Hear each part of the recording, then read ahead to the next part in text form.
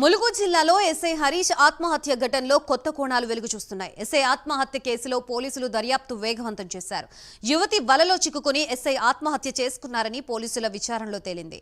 7 నెలల క్రితం నల్గొండ జిల్లాకు చెందిన యువతితో ఎస్ఐకి పరిచయం ఏర్పడింది. అయితే కొద్ది నెలల తర్వాత యువతి ప్రవర్తన నచ్చక హరీష్ దూరం పెట్టారు. తనని పెళ్లి చేసుకోవాలని సదరు యువతి హరీష్ వెంపడపడింది. పెళ్లికి నో చెప్పడంతో ఉన్నత అధికారులకు చెప్పి తన పరువు బజారుకి ఈడుస్తానని బెదిరించింది. యువతి వేధింపులు తాళలేక రివాల్వర్తో కాల్చుకుని ఆత్మహత్య చేసుకున్నట్లు తేలింది. ప్రస్తుతం యువతిని పోలీసులు అదుపులోకి తీసుకున్నారు.